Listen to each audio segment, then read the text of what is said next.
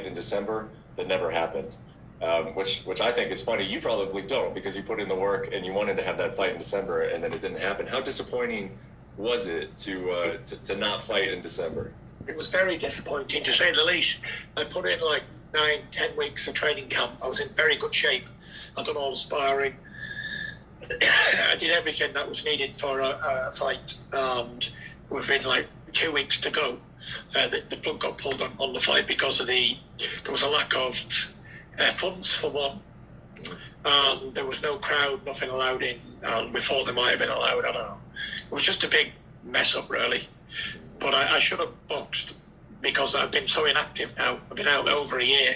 And by the time I fight again, we're looking at maybe June if this Joshua fight happens.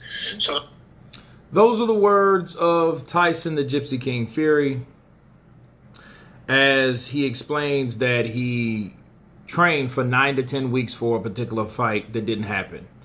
And the particular fight that didn't happen was 9 to 10 weeks. Geez. That had to be, 9, 10 weeks? That's 2 months. Okay? Now think about the time frame. In 2 months, he's supposed to fight Caballero December 5th. December 5th. November 5th, October 5th, right? That's 2 months. That's 8 months, right? He said 9 to 10 months he's been training. So that was supposed to be not Caballero. That could have been Wilder. That could have been whoever else they chose to fight, because you remember there's a lot of names that were thrown around.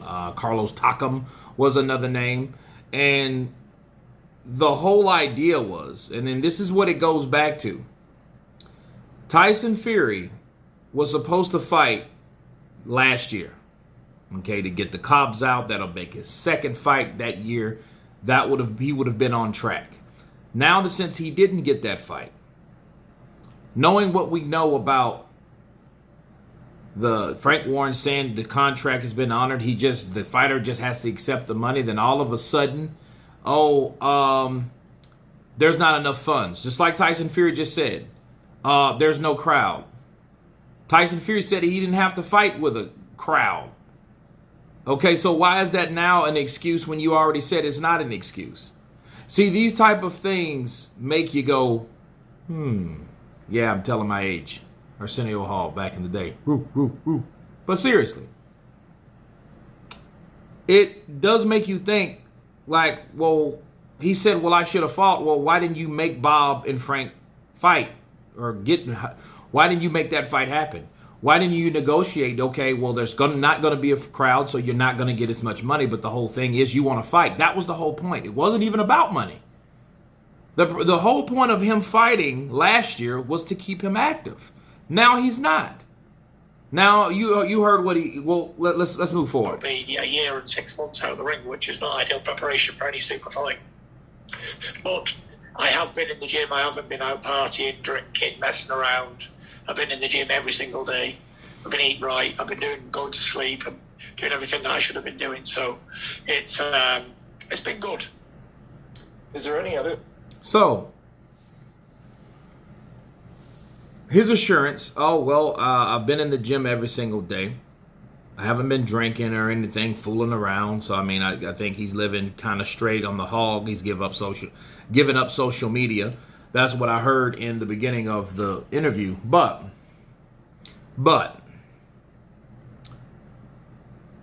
I've seen Tyson Fury fight Otto Wallin. I wasn't impressed, like a lot of people weren't impressed. I mean, he got the job done, but he had a bad couple cuts for it. Something that could possibly open again. And he had a hard fight, a challenging fight, because of what was going on in the fight, the cuts. Okay, that was the biggest dramatic issue in that fight. But we did see Tyson Fury look weight drained. Okay, now is weight drained because you have to think about, he fought Tom Schwartz and it lasted 2 rounds. Then from that, he fought, September? He fought Wallin. So he fights him again, August or September. He fights Wallin. And he looks overtrained. He looked starched. Okay, now he didn't look that way against Wilder. Fair play to him. And then I know that's when a lot of people started blasting Tyson for the way he looked. Now, based on theory, if Tyson Fury's been in there, he's been in there 8 or 9 weeks, went through a training camp that didn't have an opponent. Then a whole nother 6 months goes by. Then you go in to start another training camp, right? And then you get your opponent, but you haven't been in the ring for over a year. Again, he's mentioning inactivity, but he said, well, hey, I haven't been messing around, fooling around or whatever, but still, you're mentioning that, though. So it's making people think that, well, maybe you're using that as an excuse. And what don't excuse anything is, why the hell didn't you get what you asked your promoters to give you? He asked them for a fight December 5th or sometime in December. The Wilder fight wanted to be pushed back to January. He wasn't going for it, but guess what? It don't matter because the fight never happened anyway. He never fought any of those times that he said the reason he didn't want to fight Wilder. Fuck what Wilder said afterwards. That doesn't even matter at this point. You know why?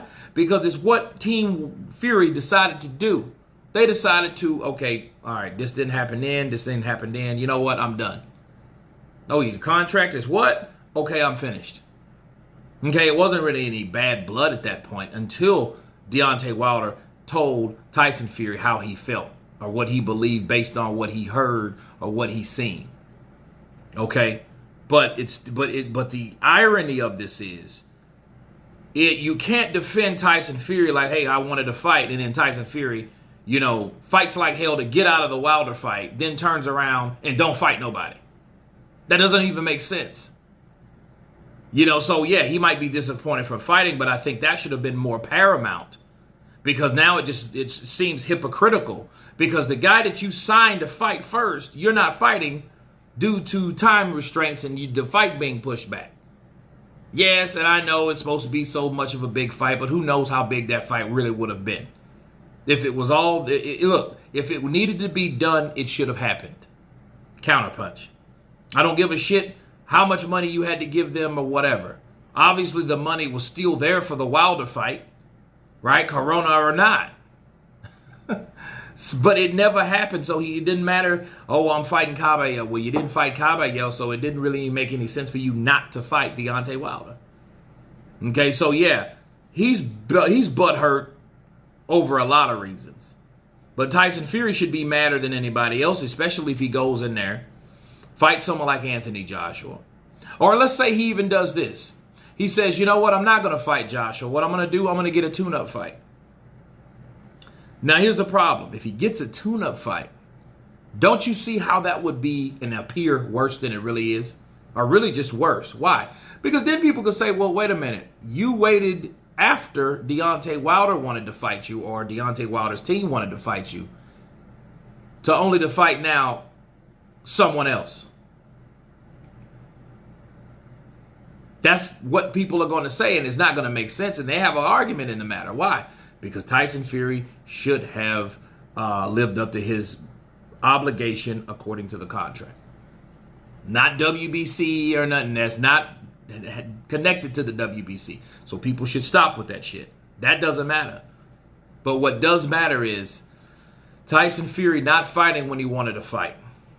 Okay, so if he's not fighting because of money, he needs to ask, or he needs to get with his team, Bob Arum and Frank Warren, and really sit down and tell them, like, hey, money is not the issue all the fucking time, and it won't be the be all and end all of what I want to do for me. That's what Tyson Fury should do. You guys tell me what you think about Tyson Fury disappointed by not fighting in December, and explain why he didn't fight in December. You guys tell me what you think. Please subscribe, and you guys been Counterpunch. Peace.